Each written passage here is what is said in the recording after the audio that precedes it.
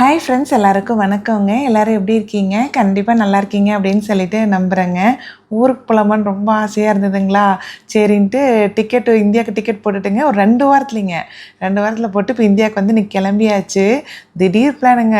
போகலாமா வேண்டாமான்னு ஆசோலேஷனாகவே இருந்தது. சரி, இப்போ வார் வேறு போயிட்டுருக்குது, எப்படி இருக்குமோ என்னவோ தெரில, டிக்கெட் ப்ரைஸ்லாம் எப்படி இருக்குதுன்னு தெரியலன்னு பார்த்துக்கிட்டே இருந்தோங்க. அப்புறம் தான் ஒரு நல்ல டீல் கிடச்சிதுங்க. நானும் கன்னிக்குட்டியும் மட்டும்தான் இந்தியா போகிறோம். அவருக்கு வந்து ஒர்க் இருக்குது, திடீர் பிளான்னால வர முடியாது அப்படின்ட்டாங்க. சரி, நமக்கு சான்ஸ் இருக்கும்போது போயிட்டு வந்துடலாம். குட்டிக்கு இப்போ லீவ் விட்டு 2 நாள் ஆகுதுங்க. சரின்ட்டு போகலான்ட்டு கிளம்பியாச்சு. நாங்கள் வந்து பார்த்திங்கன்னா அலனிட்டா ட்ராவல்ஸ் இருக்குது இல்லைங்களா, அதில் தான் புக் பண்ணோங்க. நாங்களே வந்து ஏர்லைன்ஸில் போய் பார்த்தோம். நம்ம ஃப்ரீக்வெண்ட்டாக நம்மளால் பார்க்க முடியல அப்படின்ட்டு அப்புறம் அவங்ககிட்ட தான் சொல்லி வச்சுருந்தோங்க.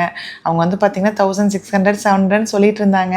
அப்புறம் வந்து அப்படியே விட்டாச்சு. சரி வரட்டும் பார்த்துக்கலான்னு விட்டாச்சு.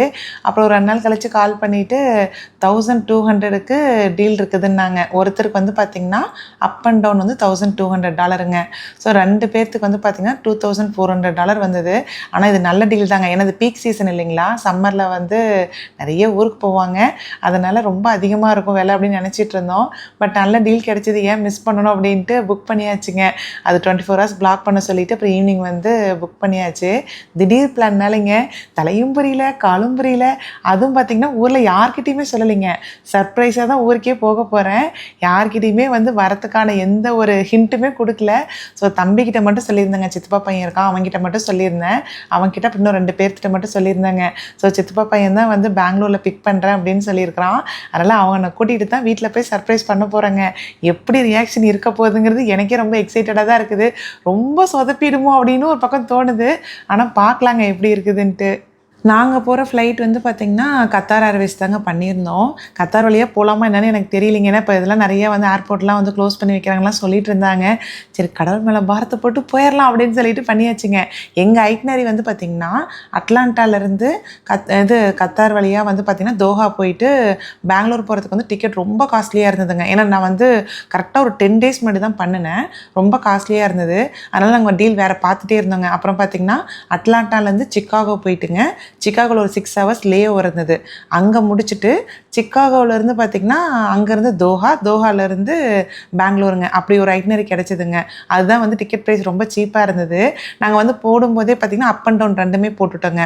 ரிட்டனுக்கு வந்து பார்த்திங்கன்னா டேரெக்டாக வந்து Bangalore to Doha to Atlanta. அங்கே வந்து எங்கேயுமே வந்து பார்த்திங்கன்னா நடுவில் எந்த ஸ்டேட்டுக்குமே போகிற மாதிரி இல்லைங்க. சரி, 1 வே மட்டும் தானே போகிற மாதிரி இருக்குது, அதனால் போயிடலான்ட்டு அமெரிக்கன் ஏர்லைன்ஸ் மூலிமா தான் போனோங்க. எல்லாமே வந்து கத்தார் ஏர்வேஸ்லேயே புக் பண்ணி கொடுத்துட்டாங்க. அது நாங்கள் வந்து பார்த்திங்கன்னா அமெரிக்கன் ஏர்லைன்ஸில் வந்து பேக்கை செக்இன் பண்ணிட்டோம் அப்படின்னா நம்ம வந்து எண்டு வந்து பார்த்திங்கன்னா பெங்களூரில் வந்து பேக் எடுத்தால் போதுங்க. அந்த மாதிரி தான் இருந்தது. ஸோ எல்லா செக்இன் பேக்குமே போட்டுட்டுங்க. 4 பேக் போட்டிருந்தோம். அப்புறம் கேரியன் வந்து பார்த்திங்கன்னா நான் 1, கனி 1, அப்புறம் ஆளுக்கு ஒரு ஷோல்டர் பேக்குங்க எடுத்துக்கிட்டு போயிட்டோம். அப்புறம் உள்ள காலையில் பார்த்திங்கன்னா 12 மணிக்கு ஃப்ளைட்டுங்க. எங்களுக்கு ஏர்போர்ட்டுக்கே ஒரு 1.5 மணி நேரம் ஆகுங்களா டிராஃபிக்னால. அதனால் காலையில் 7:30க்கெலாம் வீட்டிலேருந்து கிளம்பிட்டோங்க. அதனால் பெருசாக ஒன்றும் சாப்பிடவே இல்லை. காலையில் போய் எங்கள் பேக்லாம் செக்இன் பண்ணிவிட்டுங்க. அங்கே போட் பண்ணுறதுக்கு முன்னாடி பசிக்குதுன்னான்ட்டு ஸ்டார்பாக்ஸில் போயிட்டு ஆளுக்கு ஒரு சின்ன பர்கர் மாதிரி சாண்ட்விச் வாங்கி சாப்பிட்டுங்க. அதுக்கப்புறம் தான் கிளம்பணும். அமெரிக்கன் ஏர்லைன்ஸ் வந்து ரொம்ப நல்லா இருந்ததுங்க. யூஸ்வலாக வந்து பார்த்திங்கன்னா அந்த ஸ்ப்ளிட்டு ஃப்ரான்டியர் தான் போடுவோம், அது ரொம்ப சீப்பாக இருக்கும்ன்ட்டு. இது வந்து பார்த்திங்கன்னா ஃபுல் பேக்கேஜாக புக் பண்ணியிருந்தோம் இல்லைங்களா. ஸோ அவங்க தான் அமெரிக்கன் ஏர்லைன்ஸ்லேயே போட்டு கொடுத்துருந்தாங்க. ரொம்ப நல்லா இருந்ததுங்க. ஏர்லைன்ஸ் வந்து பார்த்திங்கன்னா அது வந்து போய் இறங்குற வரைக்கும் எனக்கு அமெரிக்கன் ஏர்லைன்ஸ் ரொம்ப பிடிச்சிருந்தது. இறங்குறதுக்கப்புறம் நிறைய கதையெல்லாம் நடந்தது, அதையுமே சொல்கிறேங்க. இது வந்து பார்த்திங்கன்னா சிக்காகோக்கு வந்து அட்லாண்டாலேருந்து சிக்காகோவுக்கு கரெக்டாக 1.5 ஹவர்ஸுங்க. டைம் வந்து பார்த்திங்கன்னா அட்லாண்டாவை விட சிக்காகோவில் வந்து 1 ஹவர் கம்மி வேறீங்க. நம்ம வந்து அட்லாண்டா டைமுக்கு 1:30க்கு போயிடுவோன்ட்டு அங்கே போய் பார்த்தா 12:30 தான் இருந்தது. அங்கேருந்து ஒரு 6 ஹவர்ஸ் லே வருங்களா. ஃப்ளைட் வந்து எகெயின் 7:30க்கு தான் சிக்காகோலேருந்து எடுத்தாங்க. 6 மணி நேரம் என்னடா பண்ணுறது அப்படின்ட்டு தான் இருந்தது. இங்கே அமெரிக்கன் ஏர்லைன்ஸ்லேயே வந்து பார்த்திங்கன்னா காம்ப்ளிமெண்ட்ரியாக வந்து அந்த குக்கி ஒன்றுங்க, அதுக்கப்புறம் ப்ரெட்சல்ஸு, அப்புறம் ட்ரிங்க்கு, இது எல்லாமே கொடுக்குறாங்க. கனிக்குட்டிக்குமே பார்த்திங்கன்னா இந்த ஃப்ளைட் ரொம்ப பிடிச்சி போச்சுங்க. ரொம்ப நாளாக கேட்டுகிட்டே இருந்தேன் அமெரிக்கன் ஏர்லைன்ஸ் போகணும்னு. கரெக்டாக அதுக்கான வாய்ப்பு வந்து இன்றைக்கி அமைஞ்சு போச்சுங்க. என்னாச்சுன்னா அந்த கேரியன் பேக் வந்துங்க நாங்கள் போட் பண்ணும்போது ஃப்ளைட்டில் வந்து இடம் இல்லை அப்படின்னு சொல்லிட்டு வந்தவங்க எல்லாத்தோட கேரியன் பேக்குமே செக்இன் பண்ணிட்டாங்க. நீங்கள் போய் அங்கே இறங்கும் போது எடுத்துக்கோங்க அப்படின்னு சொல்லிட்டு ஃபுல்லாக செக்இன் பண்ணி கொடுத்துட்டாங்க. எனக்கு வந்து நம்ம பெங்களூர் தான் நமக்கு டெஸ்டினேஷன் இருந்ததுங்களா. அந்த பார்கோடை ஸ்கேன் பண்ணவே டெஸ்டினேஷன் தாங்க வருது. அதே பெங்களூர்னு தான் வந்துச்சு. பட் இதனால் எடுத்துக்கலாம் அப்படின்னாங்க. சரி ஓகே அப்படின்ட்டு எல்லாம் செக்இன் பண்ணிவிட்டுங்க, ஹேண்ட்பேக்கெல்லாம் எல்லாம் மட்டும் எடுத்துக்கிட்டு வந்துட்டோம். கரெக்டாக 1.5 ஹவர்ஸில் டைமுக்கு போயிட்டாங்க. நாங்கள் வந்து இறங்குறதுக்கு முன்னாடி என்னென்ன பிளான்னு கேளுங்க. சிக்காகோவில் வந்து ஒரு சைனா டவுன் இருக்குதுங்க, அங்கே வந்து ஒரு மோமோ ஷாப் இருக்குது, செம்ம சூப்பராக இருக்குங்க. நான் சாப்பிட்டதுலேயே பெஸ்ட்டு மோமோ ஷாப் அதுதான். அங்கே போய் சாப்பிட்லாம். ஏன்னா 6 மணி நேரம் லேவர் இருக்குது. நம்ம வந்து ஏர்போர்ட்டில் உட்காந்து என்ன பண்ண போகிறோம், நம்ம அங்கேருந்து ஏர்போர்ட்லேருந்து பார்த்திங்கன்னா ட்ரெயின் பிடிச்சி அங்கே போகிறதுக்கு கரெக்டாக ஒரு மணி நேரம் ஆகுதுங்க. $5 தான் வந்து ப்ரைஸு. ஸோ நம்ம போகிறதுக்கு $5, வரத்துக்கு $5, அங்கே சாப்பிட்டு வரலாம் அப்படின்ற பிளான்லாம் வச்சுக்கிட்டு போனாங்க. போய் பேகேஜ் எடுக்கும்போது எங்கள் சூட்கேஸே வரலிங்க. கேரியான் எங்கடா காணான்னு நாங்களும் தேடிட்டே இருக்கோம். ஃபுல்லாக வந்து எல்லா சூட்கேஸும் அனுப்பிட்டோம் அப்படின்னு சொல்லி போட்டாங்க ஸ்டேட்டஸு. என்னடா இப்படி இருக்குதுன்ட்டு பேகேஜ் கிளைம் போயிட்டுங்க, எங்கள் சூட்கேஸ் இன்னும் வரல அப்படின்னோம். அவங்க வந்து அந்த பார்கோடை ஸ்கேன் பண்ணிவிட்டு உன்னோட டெஸ்டினேஷன் வந்து பெங்களூரு, ஸோ அது பெங்களூருக்கு தான் போயிருக்கோம் அப்படின்ட்டாங்க. எனக்கு செம கோவம் வந்துருச்சுங்க. நான் வந்து போடும்போதே சொன்னேன். என்ன சொன்னேன்னா, இந்த மாதிரி டெஸ்டினேஷனுக்கு போயிட போது இது என்ன பண்ணுறதுன்னு கேட்டதுக்கு அதெல்லாம் எடுத்துக்கலான்ட்டு வேகமாக எல்லாத்தையும் ஸ்கேன் பண்ணி போட்டு விட்டாங்க. இப்போ வந்து கேட்டால் கொடுக்க முடியாதுன்னு சொல்லிட்டாங்க. நானும் சொல்கிறேன், நீங்கள் தான் என்னை ஃபோர்ஸ் பண்ணீங்க, நானாக வந்து போடுறேன்னு சொன்னேன். இப்போ வந்து அதில் மெடிசன்லேருந்து எல்லாமே இருக்குது. ஏன்னா ஹேண்ட்பேக்கில் ஒன்றுமே இல்லைங்க, தண்ணி பாட்டில், பாஸ்போர்ட், சின்ன டாக்குமெண்ட், அவ்வளோ மட்டும்தான் வச்சுருக்கிறோம். நம்ம எகைன் இன்னும் ஒரு 20 மணி நேரம் ட்ராவல் பண்ணோம் இல்லைங்களா, எனக்கு என்ன பண்ணுறதுனே தெரியலிங்க. அப்புறமா வந்து நீ இன்டர்நேஷ்னல் ஏர்போர்ட்டில் போய் கேளுன்ட்டாங்க. டொமஸ்டிக்லேருந்து மறுபடியும் இன்டர்நேஷ்னல் ஏர்போர்ட்டுக்கு போய் அங்கே போய் கேட்டால் அவங்க என்னங்கிறாங்க, இன்னும் கத்தார் ஏர்வேஸ் ஓப்பனே பண்ணல, இன்னும் 2 மணி நேரம் ஆகும், நீ டொமஸ்டிக்லேயே போய் அந்த கஸ்டமர் சர்வீஸ் இருப்பாங்க, அமெரிக்கன் ஏர்லைன்ஸ் கஸ்டமர் சர்வீஸு, அவங்ககிட்ட போய் கேளு அப்படின்னாங்க. எனக்கு ரொம்ப கஷ்டமாயிடுச்சுங்க. ஏன்னா இந்த டொமஸ்டிக்லேருந்து இன்டர்நேஷ்னல் போகிறதுக்கு நம்ம அங்கே உள்ளுக்குள்ளேயே ஒரு ட்ரெயின் பிடிச்சி தாங்க போகணும். அது ஒரு 5 மினிட்ஸ் ஆகும். மறுபடியும் அங்கேருந்து டொமஸ்டிக்கு ட்ரெயின் பிடிச்சி மறுபடியும் போனாங்க. போயிட்டு பயங்கர பசியில் வேறு இருந்தோம், கனி வேறு. அப்புறம் பசியோடையே தான் போய் மறுபடியும் கேட்டால் அவங்க வந்து என்ன சொல்லிட்டாங்க, நாங்கள் எதுவும் பண்ண முடியாது, நீ மெடிசன்லாம் முன்னாடியே எடுத்துருக்க வேண்டியது தானே அப்படின்னாங்க. எனக்கு வந்து ரொம்ப கஷ்டமாக போயிடுச்சுங்க. ஏன்னா கனெக்டிங் ஃப்ளைட் இந்த மாதிரி போனதில் இப்படி பண்ணுவாங்கன்னு எனக்கு தெரியாது. நானும் வேறு சொன்னேங்க, அவங்க வந்து இல்லை எடுத்துக்கலான்ட்டு இப்படி மாற்றி வந்து பேசிட்டானேன்னு ரொம்ப கஷ்டமாக போயிடுச்சு. அப்புறம் நானும் சொன்னேன், நீங்கள் இப்படி ஃபோர்ஸ் பண்ணிட்டீங்களா, நான் போட்டிருக்கவே மாட்டேன் அப்படின்னு. அப்புறம் போய் அவங்க மறுபடியும் ஃபுல்லாக செக் பண்ணிவிட்டு, எங்ககிட்ட இப்போ பேகேஜே இல்லை, நாங்கள் கத்தாருக்கு அனுப்பிட்டோம், அவங்க ஏர்லைன்ஸ்க்கு அனுப்பிட்டோம், நீங்கள் அவங்கள தான் செக் பண்ணி வாங்கி ஆகணும், எங்கிட்ட நீங்கள் எவ்வளோ ஆர்கியூ பண்ணாலும் இல்லை அப்படின்ட்டாங்க. வேறு வழியே இல்லாமங்க மறுபடியும் வந்து இன்டர்நேஷ்னல் ஏர்போர்ட்டுக்கு மறுபடியும் எகைன் வந்து அந்த உள்ளுக்குள்ளேயே ட்ரெயின் இருக்குதுங்க. அந்த ட்ரெயினை பிடிச்சி போனதுக்கப்புறம் அங்கே நிறைய பேர் ஒர்க் பண்ணுவாங்க இல்லைங்களா, அங்கே 2 லேடிஸ் வந்து பார்த்திங்கன்னா ரொம்ப ரொம்ப ஸ்வீட்டுங்க. பயங்கரமாக எனக்கு கூட வந்து அவ்வளோ ஹெல்ப் பண்ணாங்க. அவங்க தான் நீ மறுபடியும் இங்கே போய் கேளு, அங்கே போய் கேளு அவ்வளோ சொல்லிட்டு இருந்தாங்க.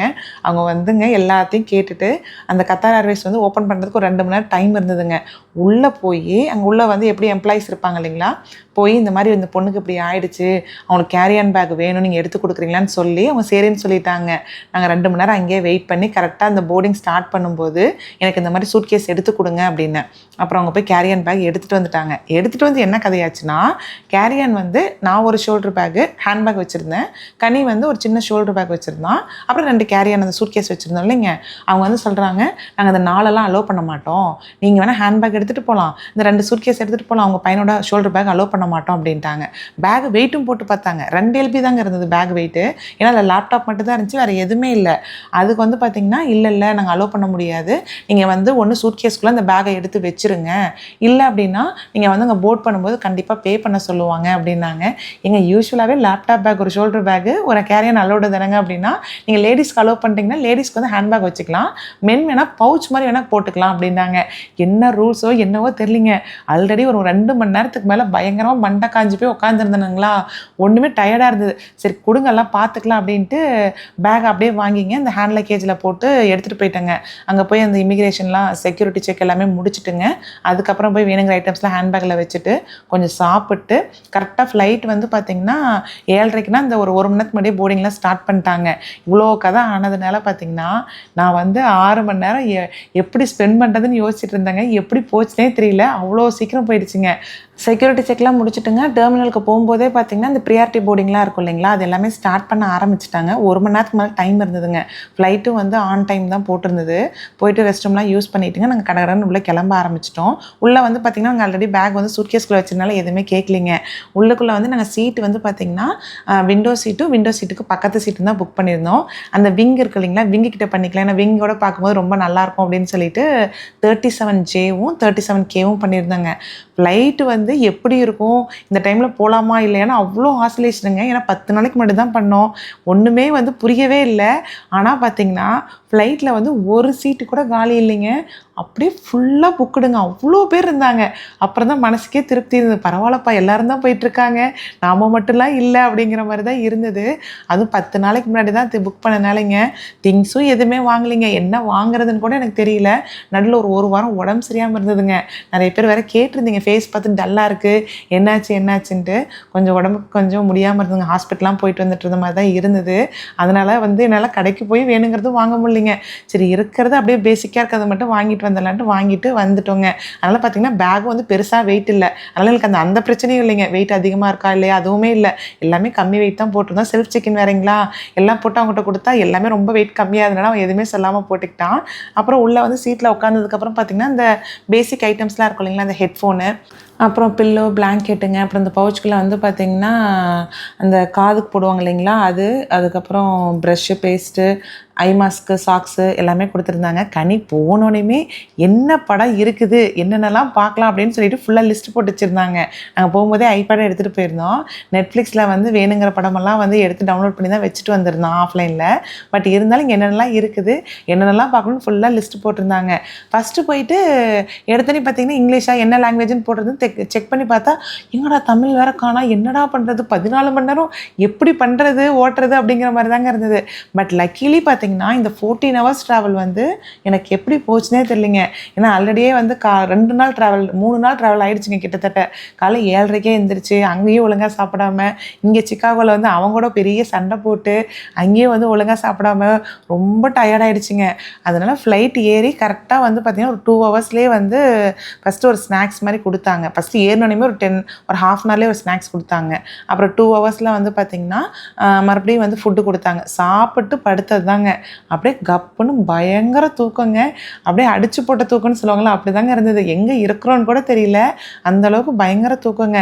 கிட்ஸ் மூவி, கேம்ஸ் எல்லாமே நிறைய வச்சுருந்தாங்க. நமக்கு வந்து 14 மணி நேரம் பத்தாதுங்கிற அளவுக்கு ஏகப்பட்டது இருந்ததுங்க. ஆனால் இதில் என்ன ஒன்றே ஒன்றுனா, இந்த மேப்பில் வந்து கேமரா, இந்த டிஸ்பிளே இருக்குது இல்லைங்களா, இதில் வந்து கேமரா வியூ ஒன்று இருக்குதுங்க.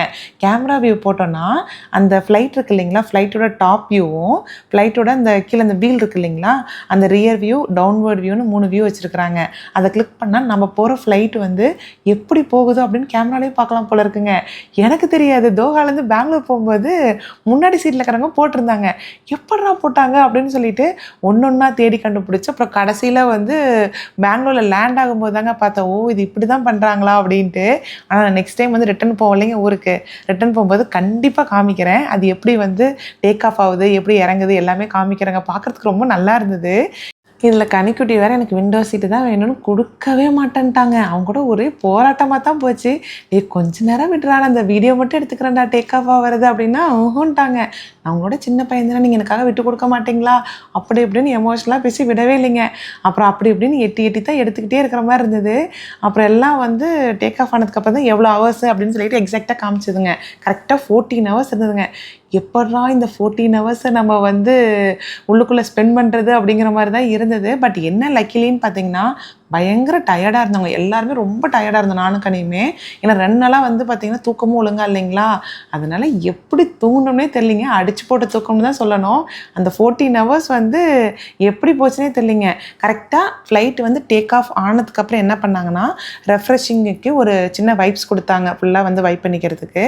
அது கொடுத்து முடிச்சதுக்கப்புறமே பார்த்திங்கன்னா ஒரு ஹாஃப் அன் ஹவர்லிங்க ஃப்ளைட் எடுத்து ஒரு ஹாஃப் அன் ஹவரில் ஸ்நாக்ஸ்க்கு வந்து கொண்டாந்து கொடுக்க ஆரம்பிச்சிட்டாங்க. க்ரன்ச்சி கார்னுன்னு சொல்லிட்டு அது ஒரு கார்னுங்க. இன்னொன்று வந்து பார்த்திங்கன்னா ஜூஸ் வந்து நமக்கு வேணுங்கிற ஜூஸ் வாங்கிக்கலாங்க. ஆரஞ்சு ஜூஸு, ஆப்பிள் ஜூஸு, அதுக்கப்புறம் பார்த்திங்கன்னா நிறைய ஆல்கஹால் ட்ரிங்க்குமே இருக்குதுங்க. மேங்கோ ஜூஸ் எல்லாமே இருந்தது. அந்த க்ரன்ச்சி கார்ன் வந்து ரொம்ப நல்லா இருந்ததுங்க.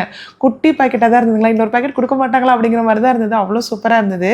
அதுக்கப்புறம் கரெக்டாங்க ஒரு 1 ஹவர் கழிச்சிங்க ஃப்ளைட் எடுத்து 2 ஹவர்ஸ், கிட்டத்தட்ட 2 ஹவர்ஸ் டைம் கழித்து பார்த்திங்கன்னா ஃபுட்டு வந்து கொடுக்க ஆரம்பிச்சிட்டாங்க. ஃபுட்டு வந்து நாங்கள் வந்து ஹிந்து மீல் ஒன்றுங்க, இன்னொன்று வந்து அவன் கொடுக்குற மீல்லையே நான்வெஜ் வாங்கிக்கலாம் அப்படிங்கிற பிளான் தாங்க. ஏன்னா நம்ம 2 பேரும் ஷேர் பண்ணிக்கலாம் அப்படின்னு சொல்லிட்டு தான் பிளான் பண்ணியிருந்தோம். நான் வந்து ஹிந்து மீலுங்க, கனி வந்து பார்த்திங்கன்னா அங்கே கொடுக்குற மீலில் நான்வெஜ் வாங்கிட்டாங்க. நான்வெஜ் வந்து கும்பா சிக்கனும் ரைஸும் கொடுத்துருந்தாங்க. கொஞ்சம் வந்து இந்த பெல் பெப்பர்லாம் சாட்டே பண்ணி கொடுத்துருந்தாங்க. அந்த மெயின் கோர்ஸ் மட்டும்தாங்க வேறு வேறு. மீதிலாம் பார்த்தீங்கன்னா இது சாலடு, அதுக்கப்புறம் பக்கத்தில் இருக்கிறது வந்து சீஸ் கேக்குங்க. இது எல்லாமே வந்து 2 பேருக்குமே ஒரே மாதிரி தான் வரும். கூட ஒரு ப்ரெட்டுமே கொடுத்துருந்தாங்க. இது எல்லாமே காமனுங்க. ஒரு வாட்டர் பாட்டிலு, அதுக்கப்புறம் வந்து ஸ்பூன்ஸு எல்லாமே இருந்ததுங்க. ட்ரிங்க் வந்து நம்ம சாப்பிடும்போது வேணுங்கிறது வாங்கிக்கலாம். நான் ஒரு ஸ்ப்ரைட் வாங்கிட்டேன். கனி வந்து எனக்கு ஆரஞ்சு ஜூஸ் வேணும் அப்படின்னு சொல்லிட்டு வாங்கிக்கிட்டாங்க. இந்த ஹிந்து மீலில் வந்து பார்த்திங்கன்னா ஃபஸ்ட்டு மீல் என்ன கொடுத்தாங்கன்னா சிக்கன் பிரியாணி கொடுத்துருந்தாங்க. என்ன ஸ்பெஷல்னு தெரியல. நல்லா அந்த ரைசின்லாம் போட்டுட்டு நல்லா இருந்ததுங்க. பிரியாணி வந்து சூப்பராக இருந்தது. ஆனால் பிரியாணி மட்டும்தாங்க நல்லா இருந்தது. ஹிந்து மீல்கே போய்க்கலாம், நல்லாயிருக்கும்னு நினச்சிட்டு வந்தா எனக்கு வந்து இந்த டிஃபால்ட்டாக கொடுக்குற மீல் இருக்கு இல்லைங்க, அதுதாங்க ரொம்ப சூப்பராக இருந்தது. அதுவும் இந்த குங்பா சிக்கன்லாம் ரொம்ப நல்லா இருந்தது. கனி வந்து வெள்ளெல்லாம் கூட இவ்வளோ நல்லா நான் சாப்பிட்டதில்லை மம்மி, இது ரொம்ப சூப்பராக இருக்குது, மறுபடியும் வந்து அடுத்த ஃப்ளைட்லேயும் இதே கொடுப்பாங்களா அப்படின்னு சொல்லி தான் கேட்டுட்டு இருந்தான்.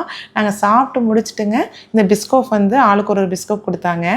ஆனாங்க இந்த ஃபுல் ஜேர்னியில் வந்து பார்த்திங்கன்னா எந்த ஃப்ளைட் ஏறினாலும் பிஸ்கோஃப் மட்டும் கண்டிப்பாக கொடுக்காம இருக்கிறதே இல்லைங்க. அது மட்டும் கொடுத்துட்டே இருந்தாங்க. அப்புறம் சாப்பிட்டு ஒரு 4 ஹவர்ஸ் தூங்கிட்டாங்க. 4 ஹவர்ஸ் தூங்கினதுக்கப்புறம் எகெயின் வந்து டோட்டலாக 6 ஹவர்ஸ் ஆகிடுச்சிங்களா. ரிமைனிங் வந்து ஒரு 6 ஹவர்ஸ் இருக்கும்போது 6 ஹவர்ஸ் டு 7 ஹவர்ஸ் இருக்கும்போது ஒரு சாண்ட்விச் கொடுத்தாங்க. சிக்கன் சாண்ட்விச் வந்து நாங்கள் வாங்கிக்கிட்டோம். கூட வந்து ஒரு ட்ரிங்க் வந்து ஆளுக்கு ஒரு மேங்கோ ஜூஸ் வாங்கிங்க. சாண்ட்விச் சாப்பிட்டு மறுபடியும் ஒரு 3 ஹவர்ஸ் தூங்கிட்டேங்க. நல்லா தூக்குங்க. சாப்பிட்றது தூங்குறது அப்படி தான் இருந்தது. வெளியில் வந்து வியூ பார்க்கும்போது அவ்வளோ அழகாக இருந்ததுங்க. அங்கே பாருங்களேன் எப்படி இருக்குதுன்ட்டு. ஆனால் ரொம்ப ஹைட்டாக போகலைங்க, க்ளவுட்ஸ்குள்ளே இருக்கிற மாதிரி இல்லை, ஓரளவு கீழே தான் போயிட்டு இருந்ததுங்க. கரெக்டாக ஃப்ளைட்டு லேண்ட் ஆகிறதுக்கும் 2 மணி நேரத்துக்கு முன்னாடி இன்னொரு மீல் கொடுத்தாங்க.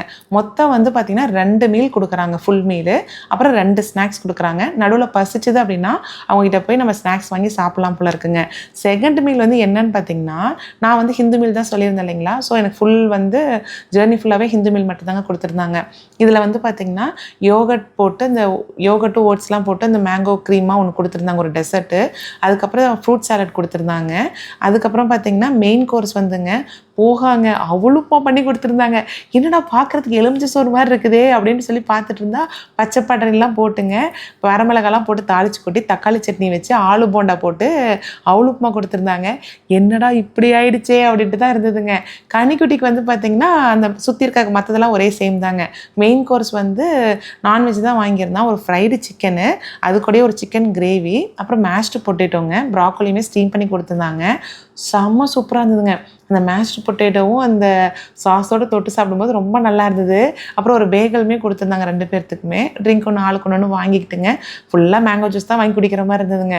எங்களுக்கு வந்து பார்த்திங்கன்னா மீலில் வந்து டிஃபால்ட்டாக போகிற மீல் இந்த டைம் ரொம்ப பிடிச்சிருந்துங்க.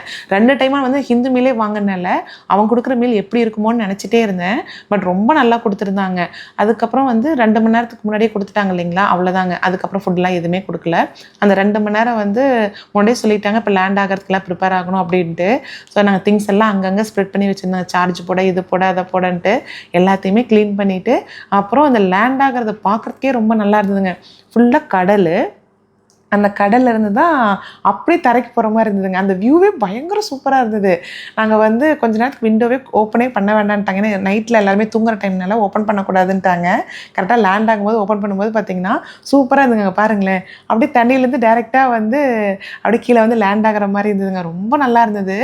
லேண்ட் ஆகிட்டு அடுத்து என்ன பண்ணணும்னா இமிக்ரேஷனுக்கு போகணுங்க. இமிக்ரேஷனுக்கு போயிட்டு அங்கே ஒரு இமிக்ரேஷன் இருக்குது தோஹாவில் இமிக்ரேஷன் முடிச்சுட்டு நம்ம ஃப்ளைட்டுக்கு வந்து அடுத்த பெங்களூர் போய்க்கலாம் அப்படின்ட்டுங்க.